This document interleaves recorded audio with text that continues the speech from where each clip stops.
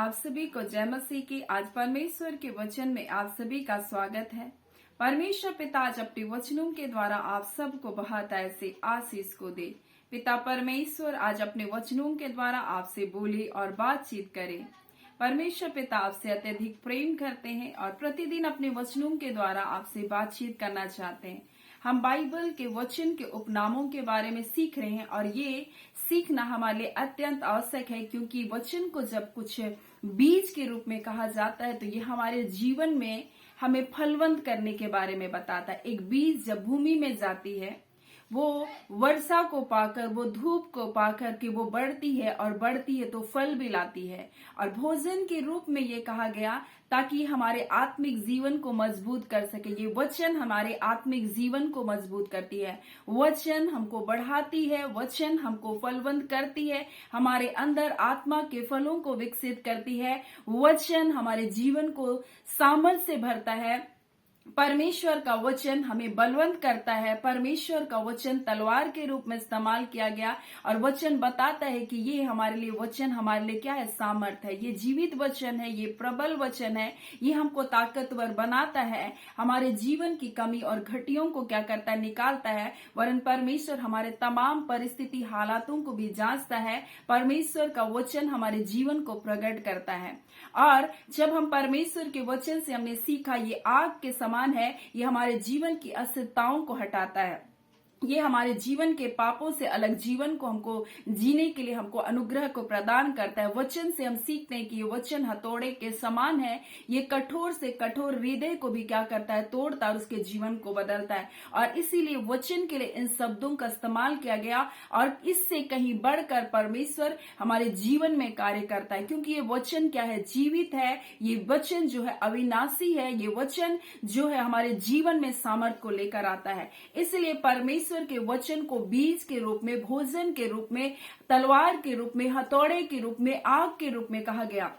आज जिन बातों को देखेंगे हम, परमेश्वर के वचन को हम दीपक के रूप में देखेंगे, जिसको दीप इस प्रकार से लिखा, भजन संहिता 119 उसका 5 में लिखा हुआ है कि तेरा वचन मेरे पांव के लिए दीपक है और मेरे मार्ग के लिए उजाला है, कहता है। और तेरा वचन मेरे पांव के लिए दीपक के रूप में कहा, यानी परमेश्वर का वचन को दीपक के साथ क्या किया जा रहा है, कहा जा रहा है कि परमेश्वर का वचन क्या है, दीपक है, हमारे पांव के लिए दीपक है। और क्यों कर ये कहा जा रहा है, अगर हम परमेश्वर के वचन को, नीति वचन 6 उसका 23 को जब पढ़ते तो लिखा आज्ञा दीपक है, यानी जब वचन को दीपक से के रूप में संदर्भ में कहा जा रहा है, इसका अर्थ ये है कि ये वचन हमारे लिए अब आज्ञा के रूप में है। पिछले समय जब हम देख रहे थे ये बीज के रूप में था और बीज क्या होता है, हमारे जीवन में जाता है, यानी वचन हमारे जीवन में जाता है और हमारे जीवन को क्या करता है, फलवंत करता है, हमको आशीषित करता है।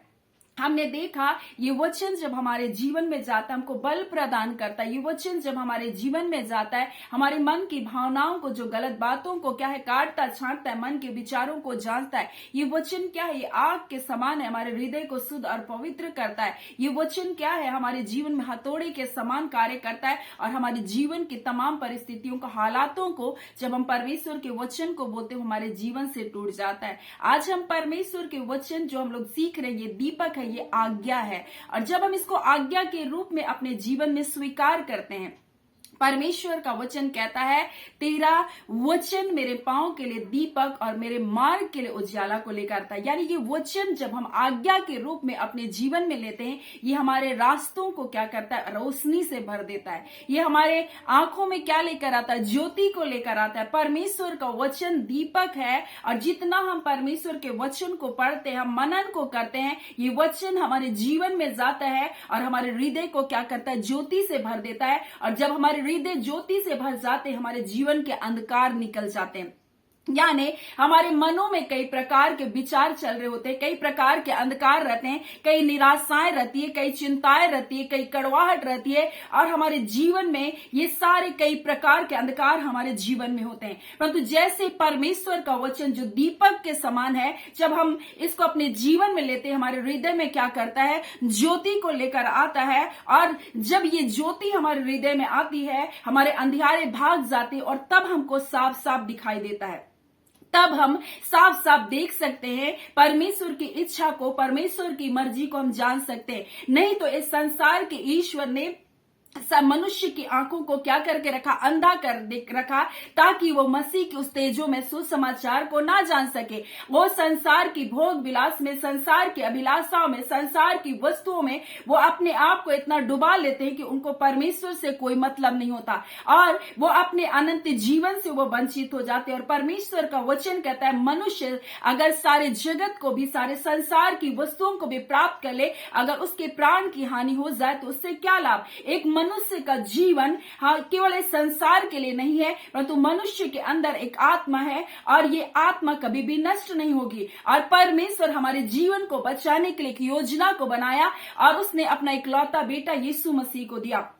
परंतु ये संसार हमें अपने पापों में उलझा कर रखता है, हमारी आंखों को अंधा करके रखता है। लेकिन जब हम परमेश्वर के वचन को हम लोग सुनते हैं, जब हम इस पर मनन को करते हैं, ये हमारे अंदर जा करके रोशनी को उत्पन्न करता है और हर प्रकार की चिंता, व्यर्थ बातें, संसारिकता को हमारे जीवन से निकालता है। और तब हम अपने जीवन का मुख्य लक्ष्य को, हम अपने जीवन का उद्देश्य को समझ पाते हैं। मेरे प्रियो, ये वचन दीपक है और ये दीपक के रूप में इसलिए कहा गया क्योंकि नीति वचन 6 उसका 23 में लिखा, आज्ञा तो दीपक है, और ये आज्ञा के संदर्भ में है। और लिखा है आज्ञा तो दीपक है और शिक्षा ज्योति है और सिखाने वालों की डांट जीवन का मार्ग है। मेरे प्रियो, जब हम परमेश्वर के वचन को आज्ञा के रूप में अपने जीवन में स्वीकार करते हैं और जब हम इस भटीली संसार से, इस बुरी संसार से अपने आप को अलग करते हैं, परमेश्वर की इच्छा के अनुसार हम जीवन को जीते हैं, परमेश्वर का वचन कहता है तेरे मार्गों में क्या पाया जाएगा, उजियाला पाया जाएगा। तेरे मार्गों में व्यर्थ की बातें नहीं होगी, अंधकार की बातें नहीं होगी, निराशा की बातें नहीं होगी, जलन की बातें नहीं होगी, और आपके मार्गों में क्या पाया जाएगा, उजियाला पाया जाएगा। इसीलिए फिलिप्पी 3 उसका 15 में लिखा है, ताकि तुम निर्दोष और भोले हो करके, बोलता है टेढ़े और हटीले लोगों के बीच में परमेश्वर की निष्कलंक संतान बने रहो। और परमेश्वर कहता है ये संसार तो हटीला है, ये संसार तो टेढ़ा है, परंतु तुम निर्दोष और भोले बन करके तुम रहो। और परमेश्वर का वचन कहता है ताकि तुम टेढ़े और हटीले लोगों के बीच में परमेश्वर की निष्कलंक तुम संतान बने रहो। लोग बुराई कर रहे, हमको उनके से नहीं होना। लोग आपको गंदी गंदी गालियां को दे रहे, आप उनमें से नहीं होना। लोग श्राप दे रहे एक दूसरे को, एक दूसरे का बुरा करने के लिए प्रयत्न कर रहे, एक दूसरे के जीवन की हानि करने की कल्पना करे, परंतु परमेश्वर कहता है तुम उनके से मत होना। तुम निर्दोष और भोले बन कर रहना और ऐसे हटीले और टेढ़े लोगों के बीच में तुम परमेश्वर के लिए क्या है, निष्कलंक संतान तुम बने रहना, जिनके बीच तुम जीवन के वचन को लिए हुए जगत में जलते हुए दीपक की नाई तुम दिखाई देते हो। और परमेश्वर बोल रहा है इस संसार में जो अंधकार से, पापों से, धोखे से, बेईमानी से, छल से, दूसरों को अपमान करने से, दूसरों को नीचा दिखाने से लोग ऐसे पड़ा हुआ है, इसके बीच में तुम परमेश्वर की संतान के रूप में दिखाई दो। और इसलिए लिखा है जिनके बीच में तुम जीवन का वचन को लेकर लिए हुए जगत में जलते हुए दीपक की नाई तुम क्या करो, दिखाई दो। यानी तुम आज्ञा पालन करने वाले हो। संसार झूठ बोलता है, लेकिन परमेश्वर का वचन कहता है तुम किसी के लिए झूठी साक्षी मत देना। संसार पाप कर रहा है, लेकिन आप उन पाप से अलग कर जीवन को जीना। और इसलिए यहाँ वचन को दीपक के रूप में क्या किया गया, बताया गया। लिखा तेरा वचन मेरे पांव के लिए दीपक है, और लिखा आज्ञा तो दीपक है लिखा है, और शिक्षा ज्योति है। और जब हम परमेश्वर की आज्ञा को मानते हैं, जब परमेश्वर की शिक्षा के अनुसार चलते हैं, हमारे मार्गों में उजियाला पाया जाएगा। परमेश्वर का वचन कह रहा है हमारे मार्गों में रोशनी होगी। संसार के लिए चाहे वो निराशा का समय होगा, लेकिन आपके लिए उस अंधकार के बीच में भी परमेश्वर ज्योति का काम देगा। संसार में घोर निराशा होगी, लेकिन आप उस वक्त भी आपके अंदर आनंद होगा। इसलिए यीशु मसीह कहता है कि मैं जगत की ज्योति हूं, और जो मेरे पीछे होलेगा वह अंधकार में ना चलेगा वरन जीवन की ज्योति पाएगा। वो जीवन की ज्योति को पाएगा। और यीशु मसीह कह रहा मैं जगत की ज्योति हूं। फिर वो यूहन्ना 9:5 में कहता है जब तक मैं जगत में हूं तब तक मैं जगत की ज्योति हूं, लेकिन जब मैं जा रहा हूं तो बोलता है तुम जगत की ज्योति हो। और परमेश्वर का वचन मत्ती 5:14 में लिखा है तुम जगत की ज्योति हो और जो नगर पहाड़ पर बसा है वो छिप नहीं सकता। और परमेश्वर कह रहा है जब तुम मेरी आज्ञाओं को मानने वाले लोग हो, जब तुम मेरी शिक्षा के अनुसार तुम चलते हो, परमेश्वर का वचन कहता है तुम जगत की ज्योति हो। और बोलते जो नगर पहाड़ पर बसा हुआ है वो छुप नहीं सकता, वैसे इस बुरे संसार में, पाप और बुराई के संसार में आप एक ज्योति के समान चमकोगे, आप जगत की ज्योति बनोगे। आप अपने घर की ज्योति ही नहीं, अपने नगर की ज्योति नहीं, अपने गांव की ज्योति नहीं, परंतु परमेश्वर का वचन कहता है तुम जगत की ज्योति हो। जिस प्रकार से यीशु मसीह बोलता है मैं जगत की ज्योति हूं, वैसे वो कहता है तुम भी जगत की ज्योति हो। इसलिए उसका वचन कहता है कि आज्ञा तो क्या है, दीपक है। मेरे प्रियो, परमेश्वर का वचन दीपक है। जब हम उसकी आज्ञा के अनुसार, उसकी शिक्षा के अनुसार हम चलते हैं, इस बुरे संसार में, इस हटेले संसार में, इस पाप में संसार में, हम परमेश्वर के लिए ज्योति के जैसा हम चमकते हैं। परमेश्वर का वचन कहता है कि जगत में जलते हुए दीपक के समान तुम क्या करते हो, दिखाई दे रहे हो। और ये परमेश्वर आज अपने लोगों से कहना चाहता है, वो कहना चाहता है कि तुम क्या हो, जगत की ज्योति हो। सो आज परमेश्वर पिता अपने वचन के द्वारा हमसे कहना चाह रहा है कि आज्ञा दीपक है। और जब हम परमेश्वर के वचन को मानते हैं, हम उसकी आज्ञा के अनुसार चलते हैं। और परमेश्वर का वचन कहता है आज्ञा दीपक है, शिक्षा ज्योति, और सिखाने वालों की डांट क्या है, जीवन का मार्ग। हम जीवन के मार्ग पर चलते हैं और जीवन के मार्ग में कोई ठोकर नहीं होती है।